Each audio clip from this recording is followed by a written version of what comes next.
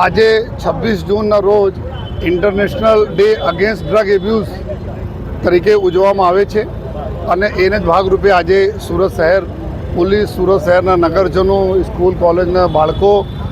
દ્વારા આજે એક રેલીના આયોજન કરવામાં આવ્યા છે, જેમાં મુખ્ય ઉદ્દેશ એવું છે કે અમે બધા લોકો બહુ કટિબદ્ધ છીએ, પ્રતિબદ્ધ છીએ કે આપણે સુરત શહેરમાં કોઈ ડ્રગ્સના કોઈ ચલન નહીં થાય જોઈએ, કોઈ ડ્રગ્સ ના લે, એના સેવન નહીં કરે જોઈએ અને જો નો ડ્રગ્સ ઇન સુરત સિટીનું એક અભિયાન સુરત પોલીસ દ્વારા ચલાવવામાં આવી રહ્યા છે છેલ્લા 4 વર્ષોથી આમાં આપણને ખૂબ સફળતા પણ મળી રહી છે. ઘણા બધા મોટા મોટા ડ્રગ કાર્ટલ હતા એને તોડવામાં સફળતા મળી, ડ્રગ પેડલર્સ પકડાયા અને આ વખતે 1-2 વર્ષ પહેલાં કરતાં અત્યારે 4 ગુના આ લોકો ઉપર વધારે 20 વધી છે. એના પ્રોપર્ટી વગેરે જપ્ત કરવાના, એના પ્રોપર્ટી ઇલીગલ પ્રોપર્ટી જો બનાવ્યા હોય તેના નિયમાનુસાર કાર્યવાહી કરીને ડિમોલિશન કરવાના, આ બધી કાર્યવાહી સખત કાર્યવાહી પોલીસ તંત્ર તરફથી કરવામાં આવી રહ્યા છે.